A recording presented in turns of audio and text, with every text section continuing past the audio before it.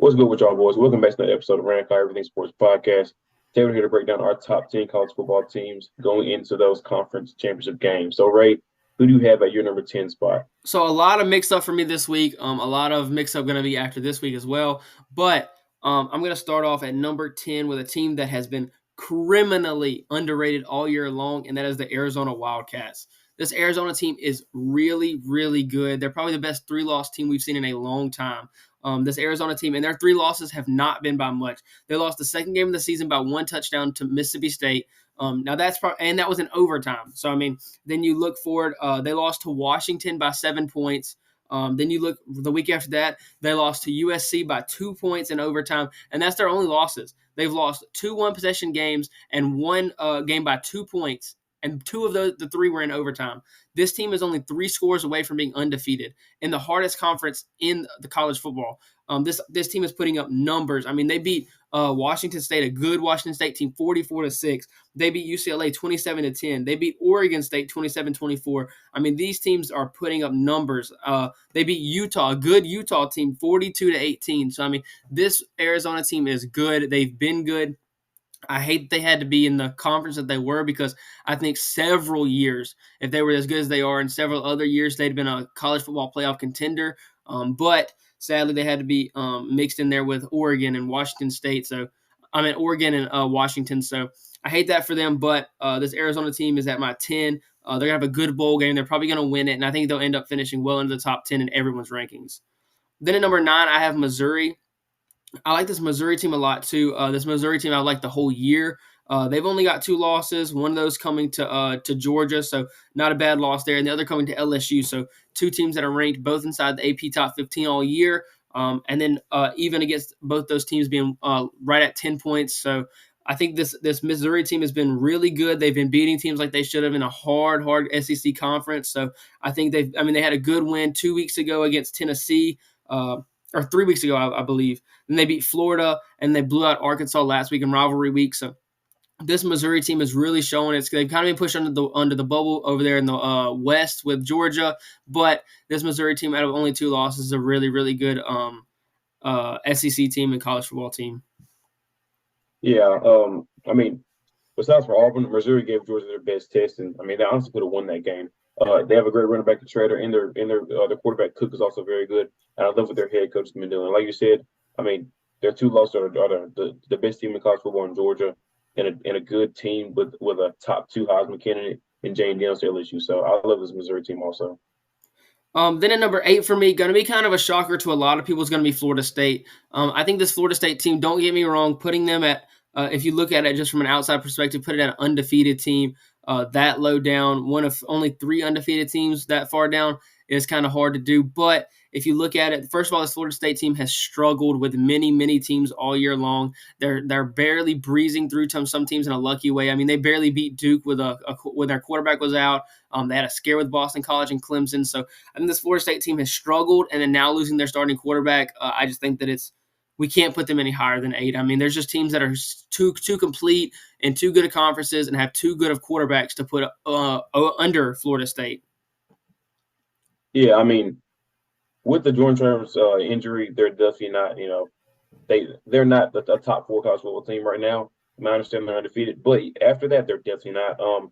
They just have too many close games. Clemson, Boston College, they should have lost to Duke, should have lost to Clemson, could have easily lost to Miami.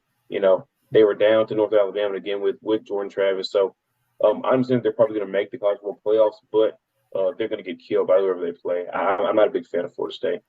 And I'll say, if you could look at it, I don't care who wins the other 4 conference champions, they should all be in over Florida State. I understand that. I mean, they're undefeated, so I don't know that you can do that fairly because, I mean, they have won every game. But now if you're looking at the teams they've played, the margins they've won by, and then now you look, they have no quarterback, it's unfair to the other teams to put a team that's worse than them in, but you have to. I mean, they could, and like you said, I mean, they could very easily lose to Louisville, this Saturday. So 100%. We'll see. Then at number 7, I have Texas. Don't get me wrong, I do like this Texas team, but I think they've kind of slowed down towards the end of the season. I know they came on a high when they beat Alabama in the beginning, and then ever since that Oklahoma loss, they just haven't looked the same. But I do think there's a path for this Texas team to win, and to make it to the college football playoffs. I don't think that whoever they play in the first round they have much of a shot against, because I think they're probably going to be the worst of the 4 teams that get in. But this Texas team has only lost 1 game this year, and that was to Oklahoma. And I think they have a chance to avenge themselves coming this week against Oklahoma State and really prove themselves, win by a significant amount, and make it to the college football playoffs. Yeah, I mean, this takes the, they were winning games without Quinn Ewers, their starting and star quarterback. They had a freshman, Malik Murphy, kind of take the ropes, and he did struggle a little bit, but they still found a way to win. They had close wins against Kansas State and TCU, but they did have a great win against Texas Tech. So I am very interested in this game upcoming Saturday to see if they can really handle business and beat a good team convincingly. So and I also agree with you, if they do get in and Florida State loses, I think they will be the weaker or the weakest out of the 4 teams they get in. But I do like them at 7. Then at number 6, I have Alabama. Alabama's kind of a tough team to rank inside of my top 10, simply because there's a lot of teams that have been established all year. But honestly, the hottest team in college football is probably Alabama. I mean, to see where they started from, if there was a award for most improved, it's got to be them. I mean, to see where they started from in the first couple of weeks, losing to Texas and having a close game versus UCF, and then now coming out and having as good of a season as they've had. But the one thing that does worry me is this Alabama team has still shown some inconsistencies in defending the run, especially if you look last week against Auburn. That's a game they should have lost. That Auburn team had them down all the way to 4th and 31, 4th and goal, and they somehow converted. But that's what Alabama does. I mean, I guess they come through. So I want to see them against this Georgia team. Now, if this Alabama team can beat Georgia this week and they don't put them in the college football playoffs, I think the college football playoffs are going to be a joke. I don't see that any way. I don't care who you have to put in, who you have to leave out. Alabama's got to be in. After seeing how hot they've been towards the end of the year, the teams they beat, Ole Miss, Tennessee, and then they go and beat Georgia and snap their crazy winning streak and knock off the back-to-back defending champions, who's now still undefeated. They've got to be put in. So I think Milroe's really starting to heat up after his quarterback discrepancy earlier in the year. So I think that he's going to really show out this game. I don't think that Alabama's going to win this game against Georgia. I do think Georgia's a little bit better, but it wouldn't surprise me.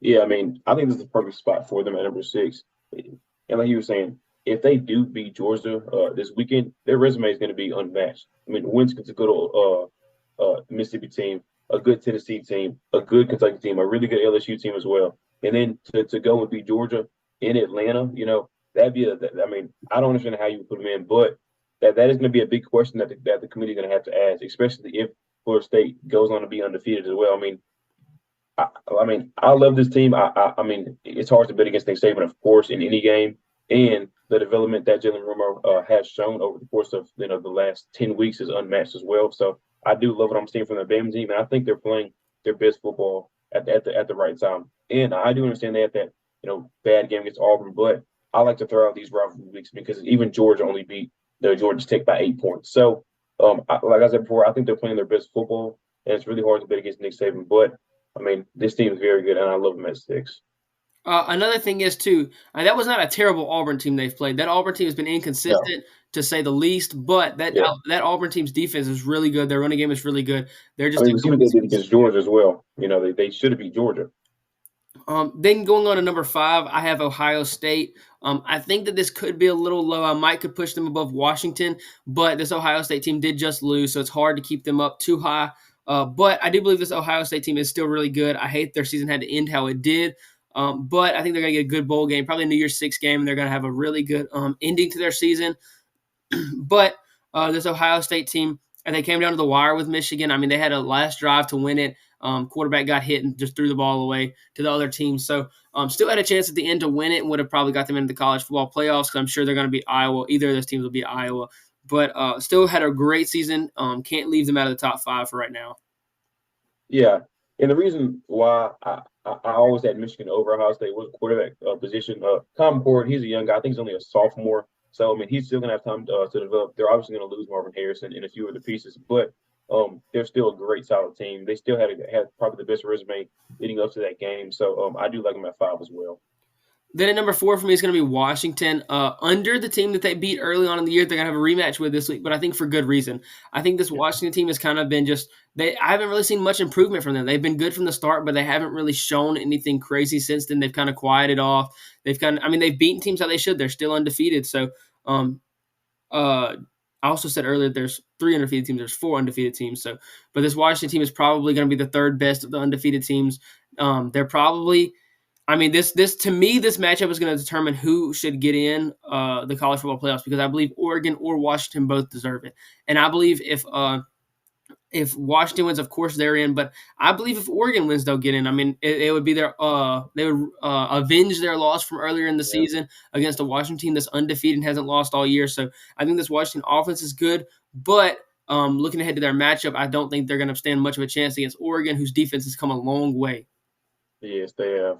And I agree with you. I mean, me and you both said it. You know, the week after they lost to Washington, we weren't sure if Washington was better. And I think that Vegas is proving it now. I mean, Oregon's favored by 10 points. I mean, and this big of a game against a 6-4 matchup, you know, to be favored by 10 points and you lost earlier in the season, I think everybody kind of thinks and knows Oregon is the better of the team. So I love Washington at 4, and I assume, you know, Oregon's going to be at that either 3 or 2 spot. For me, Oregon is at 3. I think this is deserving. I don't know that there's too much of it. I think it's more of a gap now than it was when they first played. When they first played and Oregon lost to Washington, it was back and forth game, no defense either way, and Oregon still had a chance at the end of the game to win. I mean, it came down to the last drive. It was just a one-possession game all the way through. Now you look at, I think Washington's still the same team that they were back then, but Oregon has come a long way, especially on that defensive side. Bo Nix has really come to life. I mean, he was balling back then, but he's really balling now. I think he's only thrown 2 picks all year. I don't think that's going to change in this game. So then you look, and now you have an Oregon defense who's really come to life. I think they're going to be able to hold Washington to a lot less points than they had last time, and I think they'll be able to score on Washington just like as at will like they did last time. I think this game won't be close. Yeah, I mean, and I agree with you. Bo Nix is playing at a Heisman level. That's why he is the Heisman favorite. And like you said, he's only thrown 2 picks all year. His last 5 games, he's got a 22-1 total touchdown INT ratio. I mean, that is crazy. And he's averaging well over 300 yards a game. And they have so many weapons with Troy Franklin, Tez Johnson, and Bucky Irvin, the star running back. So, like you said, as far as Washington, they're kind of, you know, descending and regressing on the defense side of the ball, while Oregon's kind of take leaps and bounds on the defense side of the ball. So, like you said, I mean, to be favored by 10 points really just speaks to how far they've come and what everybody truly thinks about them. And I do think they are top 3 and maybe even top 2 team in college football right now. Then for me, I have Michigan at number 2. Their biggest by far and most significant win of the year came last week against Ohio State. We looked going through the year all the way up until they played Penn State. We said, can this Michigan team beat good teams? Because they hadn't had to. I mean, they played nobody.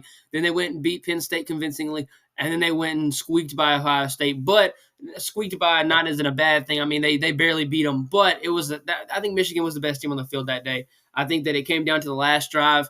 Michigan's defense stepped up, but I do believe Michigan was the best team, and I believe they really showed they can compete with the best of the best when they beat Ohio State last week. So this Michigan offense has been balling. They showed up and held Ohio State last week on defense. So I believe this Michigan team will have a good run in the playoffs, and I could see a matchup with them in Georgia in the final. Yeah, I mean, this whole year I've always been high on Michigan. They've always been my number 2 spot. And yeah, I did get the pushback, you know, with their week schedule. I think they had the 132nd ranked schedule. I mean, yes, they did have a weak schedule, but the way that they were handling the business, and in fact, they got these last couple of wins without their head coach really speaks volumes to just how good of a program they have and just how really locked in they are. So I love J.J. McCarthy. He's also probably, you know, a top 5 Heisman candidate. I understand Bo Nix and Jay Nance; those are the real Heisman candidates. But you know, he's legit. Blake Corum's trying to come around as well, running for over 100 yards again. So I love this team. I love them on both sides of the ball, and I've always stuck by them at being the number 2 team in the nation. Then number 1 for me, I think is going to be consensus at this point. Is going to be the Georgia Bulldogs. I said earlier if you had a most improved team, it was going to be Bama, and I would still stick with that. But at number 2, I think it would have to be Georgia. I mean, they also started off really slow, but I don't think it was mostly because of the team. I think it was mostly because of the quarterback, the young, inexperienced quarterback. He started off slow in first halves of games earlier on in the year, made games closer than they should have been.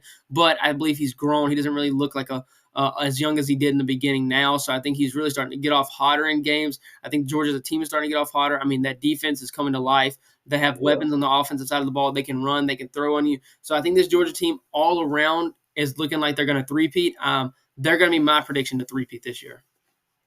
Yeah, I mean, like you said, I think that the biggest, difference from this team, the first 5 games, as far as these last, 7 games or so, is the quarterback position. Carson Beck, he is a young guy, but he's come a long way. And I said it, that game against Auburn, ever since then, he's been a different quarterback. And I called it. I said, I feel way more confident after that game because that was the first time where he went through some adversity and he came through it better than ever. Throwing to the best guy on probably any field day, such as in Brock Bowers.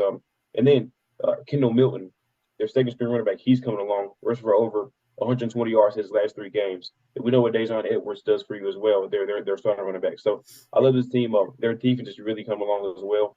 I mean, yeah, they did have a little slip up against a mediocre Georgia Tech team, but with these rivalry games, it's kind of hard to really predict these games. But when you look at last week against Tennessee, first play of the game, Tennessee goes crazy, scores a touchdown, scores 3 points the rest of the game. And you look at Ole Miss, they put up 180 yards in the first quarter. They had 14 the next 2.5 quarters. So this defense and this team in general, they're more of a, in-game adjustment team as far as comes to the game with adjustments. So, I mean, I love the Georgia team, and this is by far the biggest test this Saturday. And I think if they come out of this game, unscathed or looking as dominant as they have this whole season, they're going to three-peat. I just believe they will. But this is by far their biggest test. So that is going to be our updated top 10. We'll hit y'all back with a final updated top 10 coming next week going into the college football playoffs, and then we'll be looking to crown a winner. So appreciate y'all locking in with us, and we'll see y'all next week.